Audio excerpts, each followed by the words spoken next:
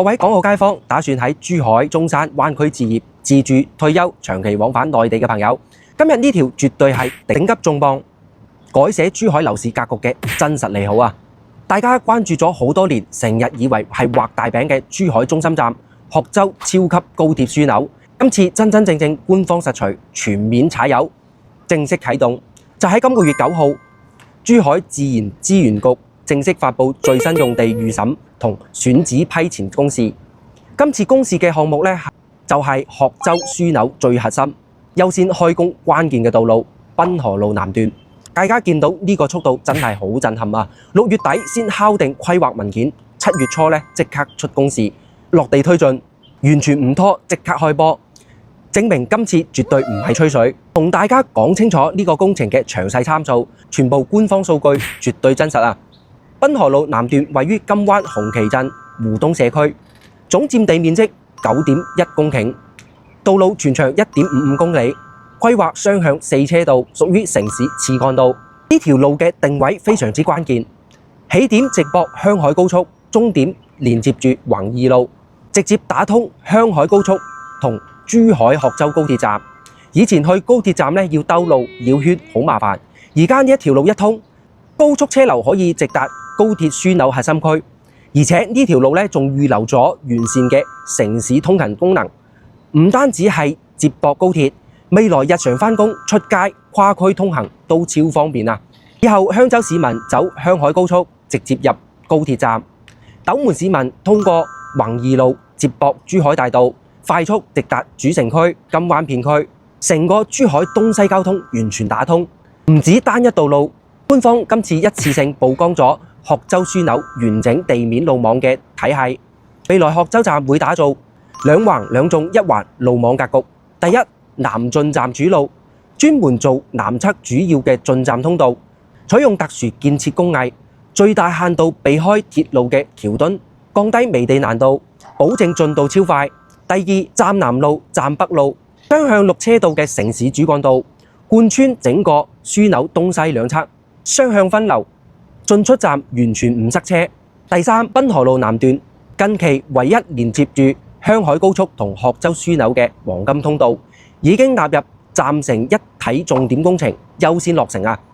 除咗濱河路，樞紐北側嘅宏一路、宏義路已經公示獲批，雙向6車道，總長1.4公里，成為鶴洲北邊最重要嘅進站大通道啊！可以話成個鶴洲高鐵站路網佈局已經100%嘅清晰晒啦。再同大家公開鶴洲中心站最權威嘅硬實力數據，成個樞紐總用地佔地43.6公頃，總投資高達20.8億人民幣，站房嘅建築面積1.75萬平方，屬於標準中大型嘅綜合高鐵樞紐，而且規劃做咗科學嘅升級，由原本嘅高架站設計優化為側線加線下組合式站型，實用性更強，上落客更方便，日後擴容更加靈活啊！成個工期分1期、2期有序推進，1期工程重中之重啊！全力配合珠兆高鐵通車節奏，確保2027年同步啟用，旅客正常進出站，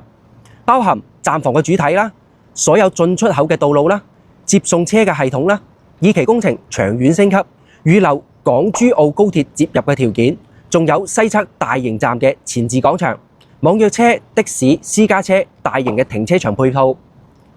至於港珠澳鐵路，目前站位仲喺度規劃研究，後續會隨住灣區嘅發展再落地升級。而家鶴洲站最終外觀設計亦都塵埃落定，採用公開投票最高嘅潮起鶴洲灣區明珠方案，造型大氣、現代、高端，妥妥係灣區西部門面嘅樞紐啊！最後同大家講重點，最硬核嘅時間節奏，呢個直接決定樓市嘅走勢。珠兆高鐵珠海至江門段2023年已經正式開工，官方目標2027年年底通車。為咗配合通車，鶴洲中心站工期壓縮到極致啊！總工期只需要13個月，力爭2026年11月正式動工，2027年11月具備通車條件，2027年底全面完工，同步開通。由而家開始，鶴洲樞紐已經進入倒數嘅落地階段啦。呢個消息對於我哋香港個灣區置業自住返內地發展嘅朋友絕對係超級大利好啊！以前好多香港朋友嫌金灣、鶴洲交通唔方便，而家高鐵加高速加城市主幹道三軌合一，未來往返廣州、肇慶、粵西超級快，灣區1小時生活圈徹底成型。基建永遠係樓價保值最大嘅底氣，路通、車通、人流通，財富先會通。而家所有嘅規劃唔再係概念，公示落地，道路開建，工期鎖死。2027年即將迎嚟珠海西部嘅大蛻變。想知道鶴洲板塊、湖心新城、金灣航空新城邊啲樓盤適合香港自住，邊啲有升值潛力，邊啲千祈唔好買？評論區留個言或者直接私信我。我係 Alex， 一個敢講真話嘅地產博主，專門幫港澳朋友拆解珠海、中山真實樓市，官方基建利好，帶大家置業穩陣，買啱唔買貴。咁今期節目就到呢度，我哋下期再見啦，拜拜。